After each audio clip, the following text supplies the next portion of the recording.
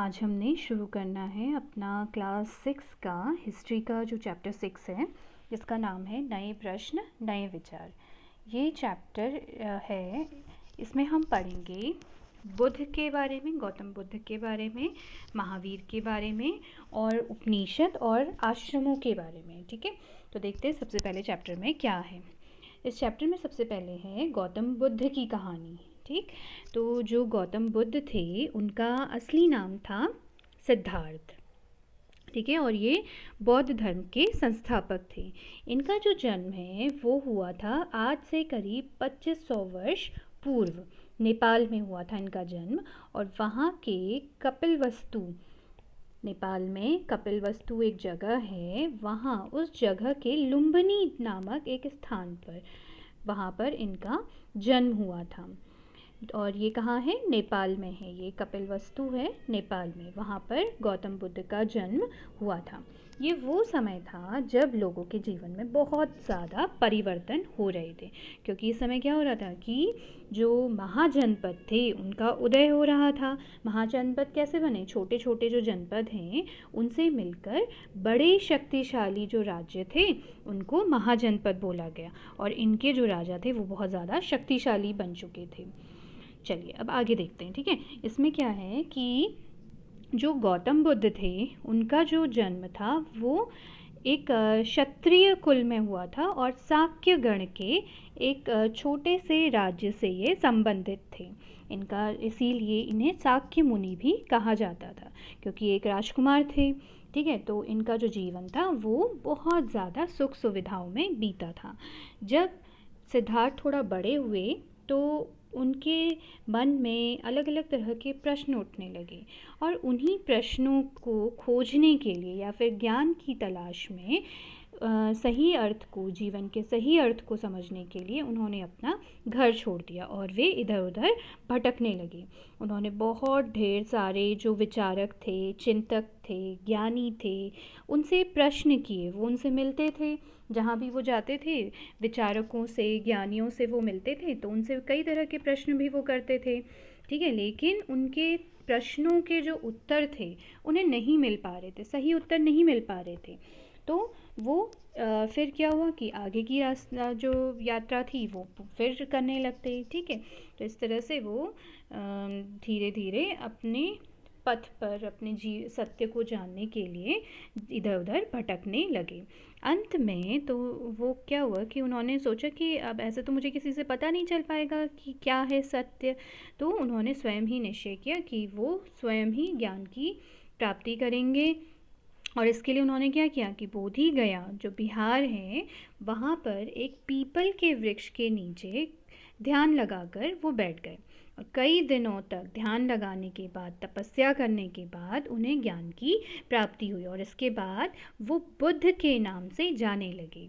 इससे पहले उनका नाम क्या था? सिद्धार्थ था, लेकिन जब उन्हें ज्ञान की प्राप्ति हो गई तो उनका नाम हो गया बुद्ध। बुद्ध का मतलब होता है बुद्धिमान। तो यहाँ से वे वाराणसी गए, और वाराणसी के निकट ही एक जगह है सारनाथ, और इस जगह पर, सारनाथ पर, उन्होंने पहली बार उपदेश दिया।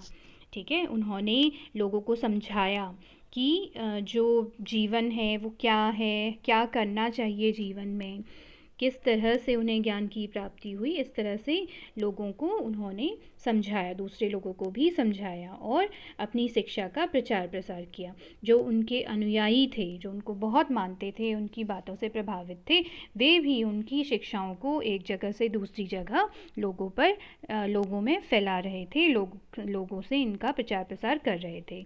इसके अलावा भी वे एक जगह से दूसरी जगह यात्रा कर, वो स्वयं भी खुद भी यात्रा करते थे, और अपने जो लोग थे उनको उपदेश देते थे। और अंत में उनकी जो मृत्यु थी वो कुशीनारा जगह पर हो गई। ठीक है, तो जो इसमें कुछ जगहें हैं जिनका बहुत ज़्यादा महत्वपूर्ण स्थान है गौतम बुद्ध के जीवन पे, तो ये सारे स्थान हमें याद रहने चाहिए। जैसे कि पहले गौतम बुद्ध का जन्म कहाँ हुआ था? नेपाल के लुम्बिनी जगह में हुआ था। वो एक शाक्यगढ़ के थे, इसलिए उन्हें शाक्य मुनि कहा जाता है। बिहार में उन्हें ज्ञान की प्राप्ति हुई थी, बोध गया बिहार में, और कुशीनारा में उनकी मृत्यु हो गई थी। ठीक है, तो इस तरह से उनका जो जीवन था वो हमेशा लोगों को ज्ञान उपदेश देने में ही बीता। फिर इसके बाद है जो बुद्ध की जो शिक्षाएं हैं जो उन्होंने हमें समझाई। तो पहली शिक्षा उन्होंने हमें क्या दी? उन्होंने कहा है कि हमारा जो जीवन है वो कष्टों से भरा हुआ है। इसका मतलब है कि हमारे जीवन में कष्ट ही कष्ट हैं, दुख हैं, और इसका कारण भी उन्होंने बताया। ठीक है, सारी दुनिया में वो कहते हैं कि इतना ज़्यादा दुख, इतना ज़्यादा कष्ट क्यों है? उन्होंने कहा कि हमारे जो मन है, हमारे मन में इच्छाएं हैं, लालसाएं हैं जो कभी पूरी ही नहीं हो सकती या नहीं होती। हमारे मन में हमेशा यही रहता है कि ये भी चाहिए, वो भी चाहिए। एक इच्छा पूरी होती नहीं है कि हमारी मन में दूसरी इच्छा उत्पन्न हो जाती है, और फिर कभी भी ये इच्छाएं पूरी हो ही नहीं पाती। और अगर पूरी हो भी जाती है ना, तो भी हम दुखी हो जाते हैं या दुखी रहते हैं।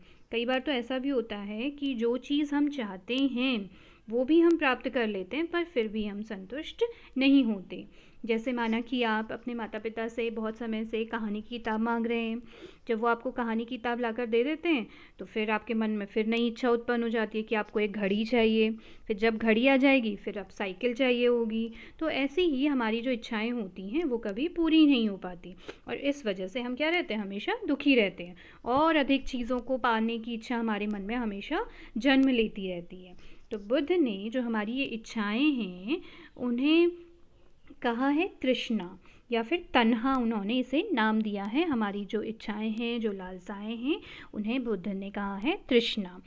बुद्ध ने ये भी कहा कि हमें हमेशा यही लगता है कि हमें ये भी मिल जाए, ये भी मिल जाए, लेकिन हम इन सब चीज़ों पर नियंत्रण पा सकते हैं। कैसे? हम आत्म संयम अपनाकर ऐसी जो लालसाएं हैं, ऐसी जो इच्छाएं हैं, और ये जो इन्हीं वजह से जो कष्ट और दुख होता है, अगर हम आत्म संयम कर लें, नियंत्रण रख लें इसमें, तो हम इन दुखों से, इन कष्टों से मुक्ति पा सकते हैं। ठीक, अब इसमें क्या है कि एक जब उन्होंने ये भी बताया कि जो लोग हैं, ठीक है, उन्हें दूसरों के प्रति, मतलब मनुष्य के साथ साथ जानवरों के प्रति भी विनम्र रहना चाहिए, उनका भी आदर करना चाहिए। उन्होंने बताया कि दूसरों के साथ अगर अच्छा व्यवहार रखेंगे तो वो आपको भी अच्छा ही व्यवहार देंगे। उनका आदर करना चाहिए, दूसरों का अच्छे व्यवहार रखो, आदर करो। उन्होंने ये भी बताया कि जो हमारे अच्छे और बुरे कर्म होते हैं, हमारे आज के जीवन और मृत्यु के बाद के जीवन को भी प्रभावित करते हैं। और उन्होंने कहा, आपने सुना भी होगा कि जो अच्छे कर्म करोगे तो आपको अच्छा ही होगा, आपके साथ भी अच्छा होगा, लेकिन अगर आप बुरे कर्म करेंगे तो आपके साथ बुरा ही होगा। तो बुद्ध भी वही कहते हैं। वो कहते हैं कि अगर आपको अपना जो मृत्यु के बाद का जीवन भी अगर सुधारना है तो आज के समय में भी आपको अच्छे ही कर्म करने चाहिए। बुद्ध ने जो अपनी शिक्षाएं थी वो प्राकृत भाषा में दी थी, क्योंकि उस समय जो साधारण लोग थे उनके द्वारा जो भाषा बोली जाती थी या जो भाषा बोलचाल के लिए इस्तेमाल की जाती थी वो प्राकृत भाषा ही थी। ठीक है, और वो चाहते थे कि उनकी जो बातें हैं वो साधारण आदमी भी आसानी से समझ सके, और बहुत लोगों तक उनकी जो ये शिक्षा है वो पहुंच सके। इससे पहले क्या होता था कि संस्कृत भाषा का इस्तेमाल शिक्षा में किया जाता था, उपदेश देने के लिए किया जाता था, जो कुछ ही लोगों को समझ आती थी। तो ऐसे में क्या होता था कि जो संस्कृत भाषा में जो दी हुई शिक्षाएं, अच्छी शिक्षाएं थी, वो बहुत लोगों तक नहीं पहुंच पाती थी। तो ऐसे में उन्होंने क्या किया? प्राकृत भाषा का इस्तेमाल किया, जिससे कि हर एक व्यक्ति तक उनकी बातें पहुंच सकें। बुद्ध ने ये भी कहा कि जो वो बोल रहे हैं उस पर वो ऐसे ही, जो लोग हैं वो ऐसे ही यकीन ना कर लें, बल्कि उसके बारे में, जो वो कह रहे हैं उसके बारे में वो चिंतन करें, सोचें। जब उन्हें लगता है कि हाँ ये बातें सही हैं, तभी उन पर यकीन करें। ठीक, अब इसमें क्या है कि जब ये इसमें एक स्तूप भी दिया हुआ है जो सारनाथ का स्तूप है, और यहाँ पर इस जगह पर गौतम बुद्ध ने सबसे पहला अपना उपदेश दिया था। ठीक, और इसी घटना की स्मृति के लिए ये स्तूप का निर्माण किया गया है। फिर आगे है किस्सा गौतमी की कहानी है। ये जो कहानी है इसमें गौतम बुद्ध के जीवन से ही रिलेटेड एक ये कहानी है। और इसमें क्या था, एक किसा गौतमी नाम की एक स्त्री थी, उसका पुत्र था वो मर गया था। ठीक है, तो अब क्या, वो इस बात से बहुत दुखी थी, वो इधर उधर जा रही थी, लोगों से विनती कर रही थी कि मेरे पुत्र को कोई जीवित कर दे। मतलब कभी इससे कहती कभी उससे कहती, वो दिन भर भटकने में लगी हुई थी। तो अब उसे एक व्यक्ति मिले, ठीक है, एक बहुत ज़्यादा जो बुज़ुर्ग व्यक्ति थे वो उन्हें मिले। तो वो उनसे कहते हैं कि आपको क्या परेशानी है। तो किसा गौतमी कहती है कि ये मेरा बेटा है और ये मर गया है, लेकिन अब मैं चाहती हूँ कि ये जीवित हो जाए। तो जो वो व्यक्ति थे उन्होंने उन्हें बुद्ध का पता बतलाया और बोला कि आप यहाँ गौतम बुद्ध के पास जाइए और उनसे अपने पुत्र के विषय में विनती कीजिए। तो वो बुद्ध के पास पहुँचती हैं। तो बुद्ध जो हैं वो कहते हैं कि ठीक है, मैं तुम्हारे जो पुत्र है उसको मैं जीवित कर दूंगा, लेकिन उससे पहले मुझे एक मुट्ठी सरसों चाहिए। तो वो किसा गौतमी बड़ी खुश होती है, वो कहती है ठीक है, मैं एक मुट्ठी सरसों लेकर आती हूँ। तो वो कहते हैं कि लेकिन मुझे सरसों ऐसे घर से चाहिए, एक मुट्ठी सरसों ऐसे घर से चाहिए जहाँ अभी तक का जिस घर में किसी की मृत्यु अभी तक ना हुई हो। तो किसा गौतमी जाती हैं, वो एक जगह से दूसरी जगह जाती हैं, एक के घर में फिर दूसरे के घर में वो जाती हैं, लेकिन उन्हें कोई भी ऐसा व्यक्ति नहीं मिलता है या कोई भी ऐसा घर नहीं मिलता है जहाँ किसी की मृत्यु ना हुई हो। कहीं किसी के घर में किसी का पिता मरे होते हैं, किसी की माता, किसी की बहन, भाई, पति, पत्नी, बच्चे, चाचा चाची, ऐसे सारे रिश्तेदार किसी न किसी के घर में मरे हुए होते हैं। तो ऐसे में वो एक मुट्ठी सरसों नहीं ला पाती हैं। तो गौतम बुद्ध ने उनसे ये इसलिए कहा था क्योंकि वो किसा गौतमी को जीवन का सत्य बताना चाह रहे थे, कि वो चाहते थे किसा गौतमी ये समझे कि जिस भी व्यक्ति ने पृथ्वी पर जन्म लिया है उसकी मृत्यु भी निश्चित है। ठीक, आई थिंक आपको ये समझ में आ गया होगा। अब आते हैं उपनिषदों में। ठीक है, जो ये उपनिषद हैं उसमें क्या था कि जिस वक्त गौतम बुद्ध जो अपनी शिक्षाएं दे रहे थे, जिस वक्त उस समय पर या फिर उससे कुछ समय पहले क्या था कि जो दूसरे चिंतक थे वो भी बहुत ढेर सारे जो कठिन प्रश्न थे उनके उत्तर ढूंढने की कोशिश कर रहे थे। ठीक, तो उन लोगों ने इन प्रश्नों के उत्तर ढूंढने के लिए कुछ प्रयास किए। तो इन्हीं प्रयासों के परिणाम स्वरूप, जो उन्होंने प्रयास किए थे, इन्हीं प्रयासों के परिणाम स्वरूप उपनिषदों की रचना की गई। ठीक, लोग जीवन और मृत्यु के बाद के रहस्यों को भी जानना चाहते थे। वे जानने की कोशिश कर रहे थे कि मृत्यु के बाद का जीवन कैसा होता है। कुछ लोग जानना चाहते थे कि जो यज्ञ वगैरह हुए होते हैं वो क्यों हो रहे हैं, क्यों करते हैं यज्ञ। ये भी जानना चाहते थे कि क्या विश्व में कुछ ऐसा है जो स्थायी है, हमेशा रहता है, क्या कुछ ऐसा है जो मृत्यु के बाद भी यहाँ पर इस ब्रह्मांड में बचा रहता है। और उन्होंने इन प्रश्नों के उत्तर ढूंढने के बाद ये माना कि कुछ तो है जो चिरस्थायी है, मतलब हमेशा रहता है और जीवन के बाद भी रहता है। और इस चिरस्थायी जो चीज़ थी उन्होंने उसे नाम दिया आत्मा। ठीक है, इसे सार्वभौमिक आत्मा कहा गया और सार्वभौम आत्मा को ब्रह्म का नाम दिया गया। ठीक, ये विचारक या चिंतक ये भी मानते थे कि जो ये सार्वभौमिक आत्मा है ये कभी समाप्त नहीं होती है, ये हमेशा रहती है। ये मानते थे कि आत्मा और ब्रह्म एक ही है, ये दोनों अलग चीज़ें नहीं हैं।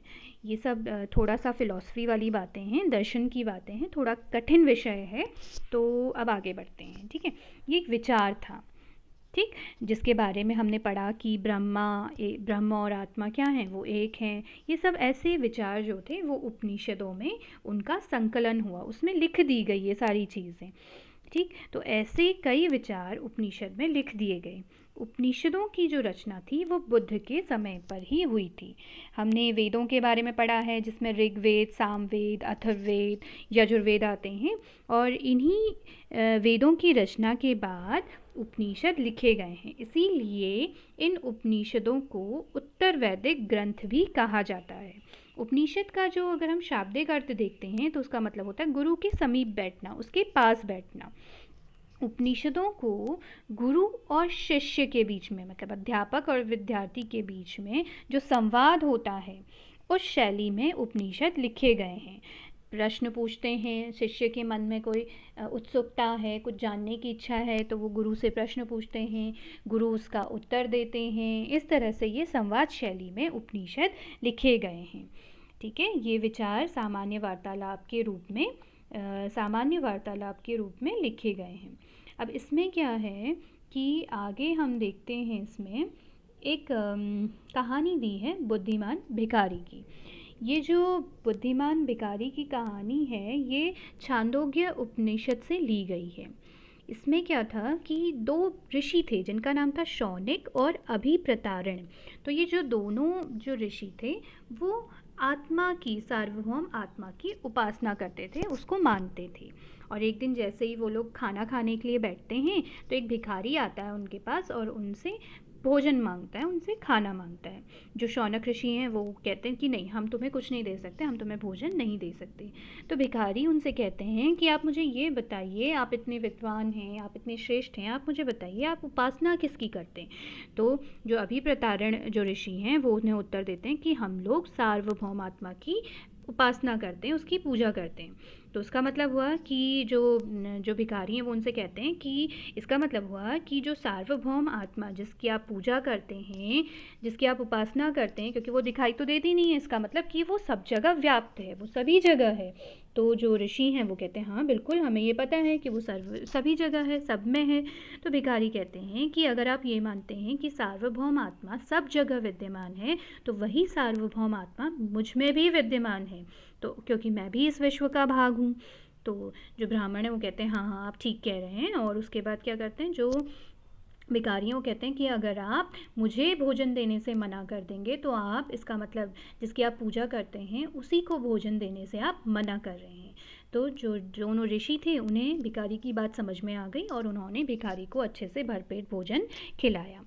अब क्या है, अब उपनिषदों की ही बात करते हैं। तो जो ये उपनिषद थे उसमें जो चर्चाएं होती थी या जो रचनाएं होती थी वो मुख्य रूप से जो ब्राह्मण और जो क्षत्रिय पुरुष थे वो इसमें भाग लेते थे, जो राजा थे वो इसमें भाग लेते थे। ठीक है, लेकिन कहीं कहीं पर कुछ महिलाओं का भी उल्लेख हुआ है इसमें और उनके योगदान की भी बात कही है।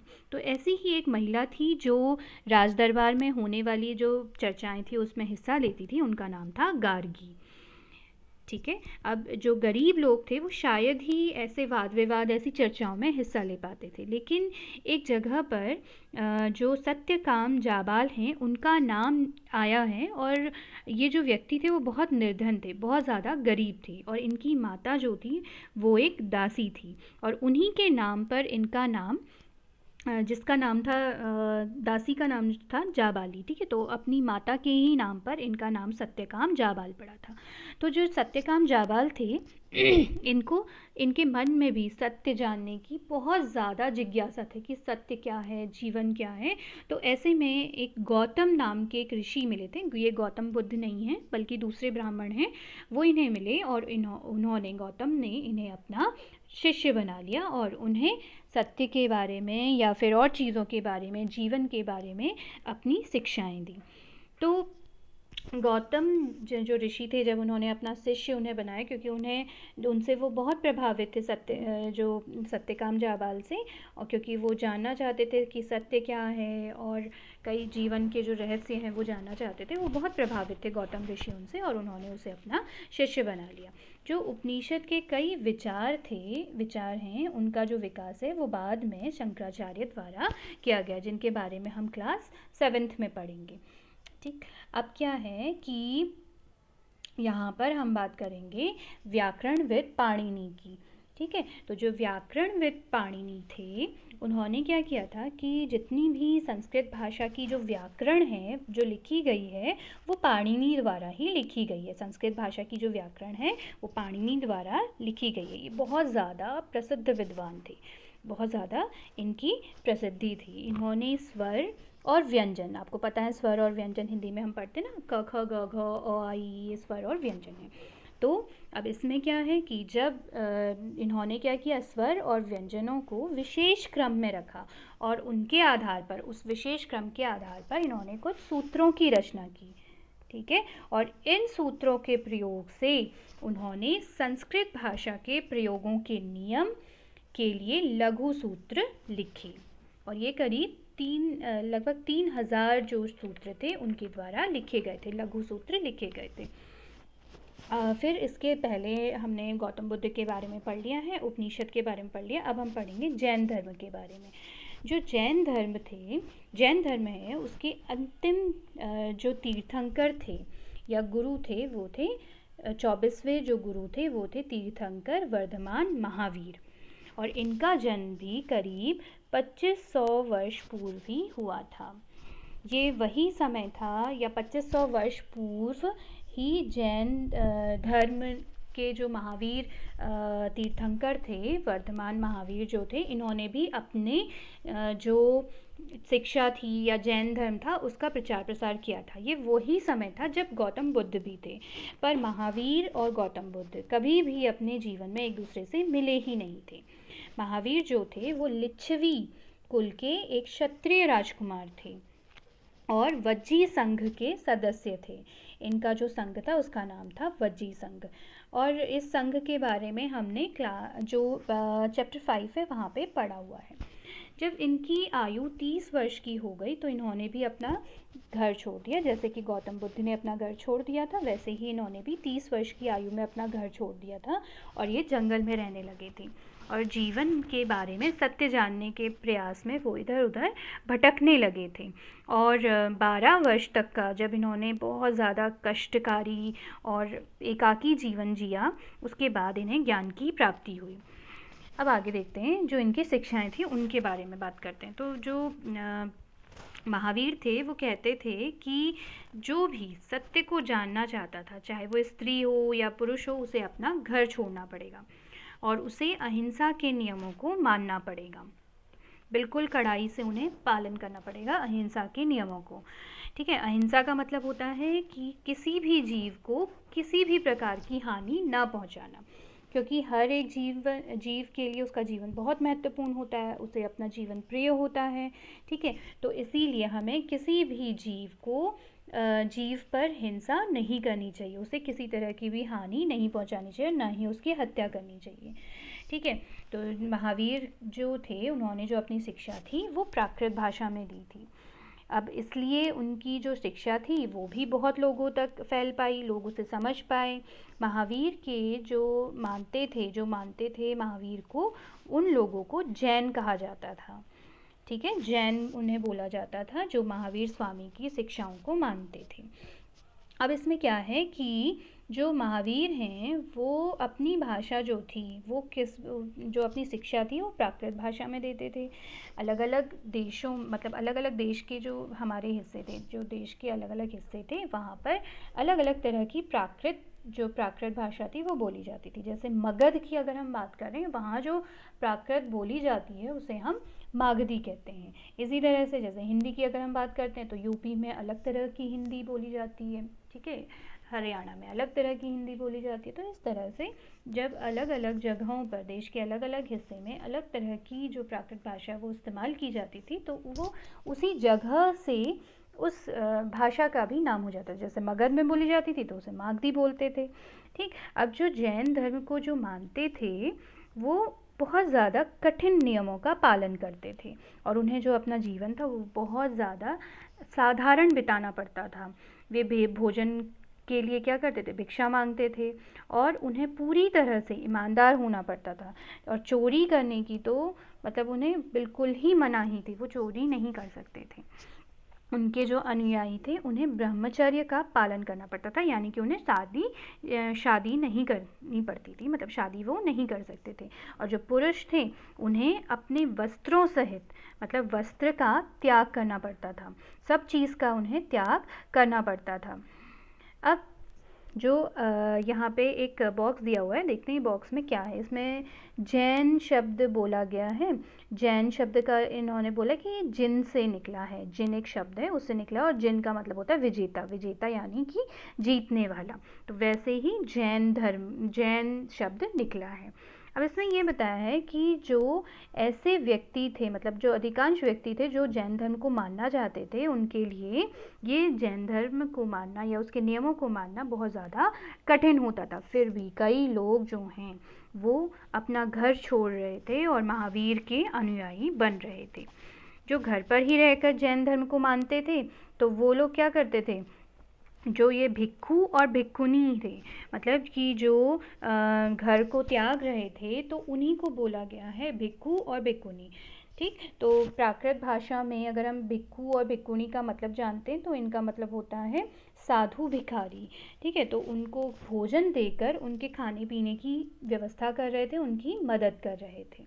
जैन धर्म के सबसे अधिक जो अनुयायी थे वो व्यापारी वर्ग से थे।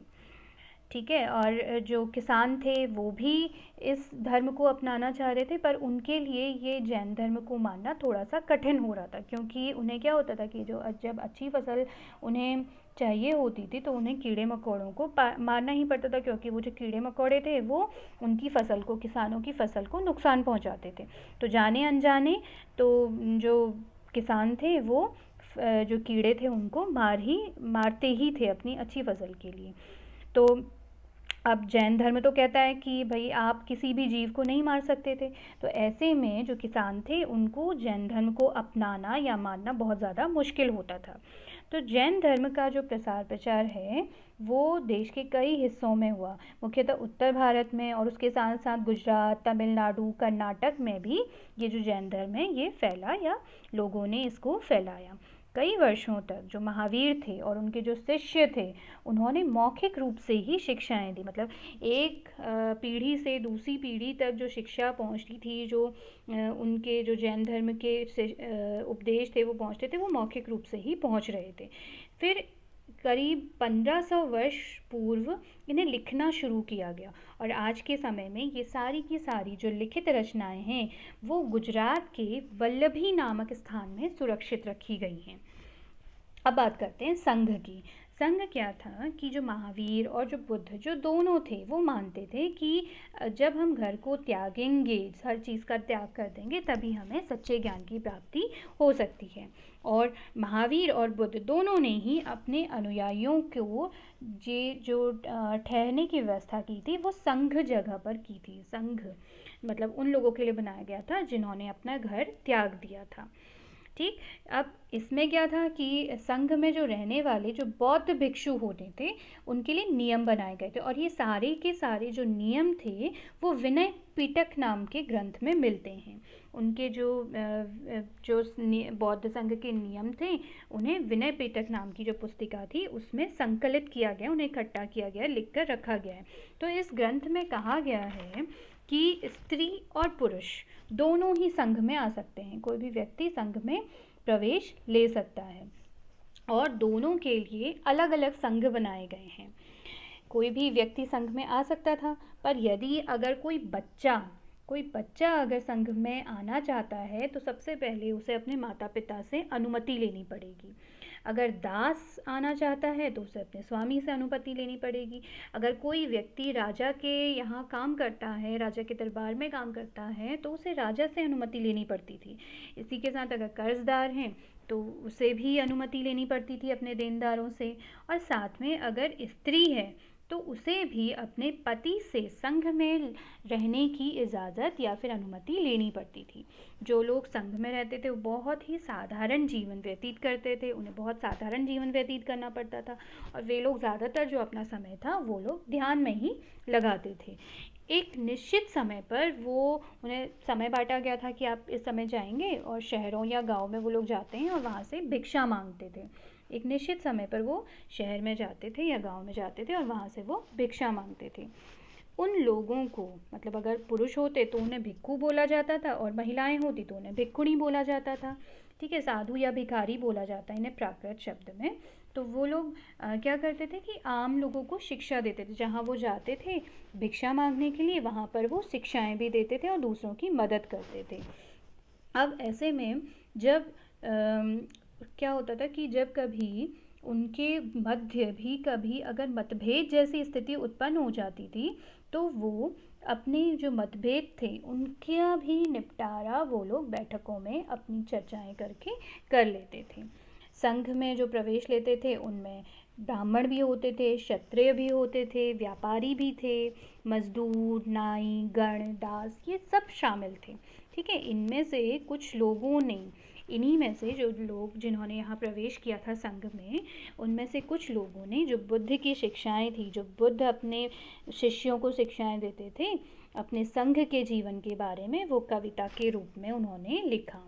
उन्होंने कविताओं के रूप में इन सब चीज़ों की, शिक्षाओं की रचना करी थी। अब यहाँ पर एक पिक्चर दिया हुआ है और इसमें क्या है कि एक जो पहाड़ी है उसे काटकर गुफा बनाई गई है और इन गुफाओं में भिक्खु और भिक्खुणी रहते थे और यहाँ पर वो ध्यान लगाते थे। ये जो गुफा है वो महाराष्ट्र में है, कार्ले करके एक जगह है, वहाँ पर ये है। और यहाँ पर जो भिक्खु और भिक्खुणी थे इन गुफाओं में रहकर वहाँ पर ध्यान लगाते थे। अब बात करते हैं विहार की। विहार क्या होते हैं? ठीक है, विहार के बारे में क्या है कि जो जैन और बौद्ध धर्म जो साधु थे वो हमेशा अपने धर्म का जब उपदेश देते थे या शिक्षा फैलाते थे तो उन्हें भ्रमण पर जाना पड़ता था। वो अपनी शिक्षाओं को एक जगह से दूसरी जगह कैसे देते थे? भ्रमण करके देते थे। वो एक जगह से दूसरी जगह जाते और वहाँ पर शिक्षाएँ देते थे। पर एक समय ऐसा आता था साल भर में जब वो अपनी यात्रा नहीं कर पाते थे, तो वो समय होता था वर्षा ऋतु का, तो उन्हें बारिश के स्थान मतलब समय पर जब मौसम होता था तो उन्हें किसी न किसी स्थान पर रुकना पड़ता था। ठीक है, तो ऐसे समय में क्या होता था कि जो अनुयायी थे उनके, तो उन लोगों ने जो भिक्षु और भिक्षुणी हुआ करते थे उनके लिए अस्थाई निवास बना दिए। इन अस्थाई निवासों को उन्होंने बगीचों वगैरह में बनाया। ठीक है, तो कई साधु जो थे वो जब भी इस तरह का मौसम होता था जिसमें वो यात्रा नहीं कर पाते तो वो अपने इन अस्थाई निवासों में रहने चले जाते थे। तो कई साधु जो थे वो पहाड़ी क्षेत्रों में गुफाओं में भी रहते थे। तो पहले तो ये जो साधु थे वो अस्थाई निवासों में रह लेते थे, लेकिन जब समय बीतता गया, लोग ज़्यादा होने लगे, मतलब भिक्खु और भिक्खुणी जो थे वो भी बहुत अधिक होने लगे, तो उन्होंने ये सोचा कि वैसे तो हमारा अधिकतर समय भ्रमण पर ही जाता है, शिक्षा देने में ही व्यतीत हो जाता है, पर धीरे धीरे उन्हें लगा कि स्थायी निवास भी ज़रूरी हैं। तो जिन स्थायी निवासों को बनाया गया था भिक्खु और भिक्खुणियों के रहने के लिए, वो ध्यान लगाते थे जहाँ, उन्हीं को बोला गया था विहार। जी ठीक है, जो परमानेंट उनके लिए जगह रहने की बनाई गई थी उन्हीं को उन्होंने विहार नाम दिया था। ये जो विहार थे ये शुरू में लकड़ी के बनाए गए और फिर बाद में इनका निर्माण जो था वो ईंटों का भी होने लगा। और पश्चिम भारत में अगर हम बात करते हैं तो यहाँ पर जो विहार हैं वो मुख्यतः जो वो थे पहाड़ियाँ थी उन्हें खोदकर बनाए गए थे। अब इसमें एक बॉक्स में कुछ अच्छी सी बात बताई है, वो ये है कि जिस तरह से जब नदी जो होती है जब वो समुद्र में मिलती है तो वो अपनी पहली पहचान या फिर पहला नाम सब कुछ खो देती है और बाद में केवल समुद्र का पानी बन जाती है। तो ठीक उसी तरह से जब कोई भिक्षु बन जाता है तो उसकी जाति, धर्म, वर्ण, परिवार, उसकी पहली पहचान जो भी थी वो सब खत्म हो जाती है और अब वो केवल क्या बन जाता है? केवल भिक्षु बन जाता है और इसके अलावा उसकी कोई पहचान नहीं होती है।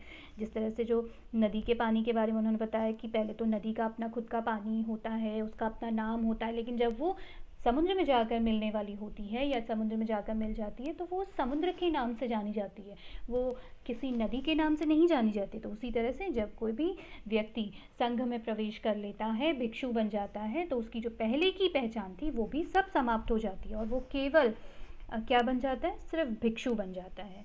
ठीक है, तो अब क्या है कि जो ये विहार थे इनको बनाने के लिए जो धनी व्यापारी थे, ज़मींदार थे, राजा थे, इन लोगों ने क्या दिया? अपनी धन और ज़मीन दोनों ही दी अब इन विहारों का निर्माण करने के लिए। शुरू में आपको पता है कि ये विहार किसके बने थे? लकड़ी के बने थे, लेकिन बाद में ईंटों से भी बनाए गए और कुछ जो विहार थे वो गुफाओं में भी बनाए गए। अब जो इसके बदले की जो जब वो राजा और धनी व्यापारी इन्हें ज़मीन और पैसा देते थे, धन देते थे ये विहार वगैरह बनाने के लिए, तो इसके बदले में जो भिक्षु और भिक्षुणी थे वो क्या करते थे? वो शिक्षाएं देते थे। जो लोग भोजन की इनके लिए व्यवस्था करते थे या वस्त्र की या दवाइयों की, उसके बदले भी वो लोगों को शिक्षा देते थे। और इस तरह से जो बुद्ध की शिक्षाएं थी वो उनका प्रचार प्रसार होने लगा। अब बात करते हैं आश्रम व्यवस्था के बारे में।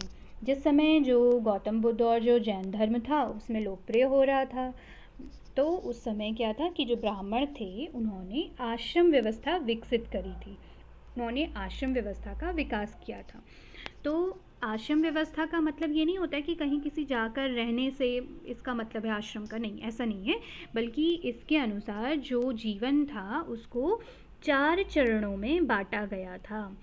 तो 4 चरणों में जो बांटा गया था उसमें से पहला था ब्रह्मचर्य, फिर गृहस्थ आश्रम, फिर वानप्रस्थ आश्रम और फिर संन्यास आश्रम। तो इसमें क्या था कि जो ब्राह्मण, क्षत्रिय और जो वैश्य थे उनसे बोला गया था कि आप ब्रह्मचर्य आश्रम का पालन करें, और इस ब्रह्मचर्य आश्रम के दौरान वे वेदों का अध्ययन करते थे।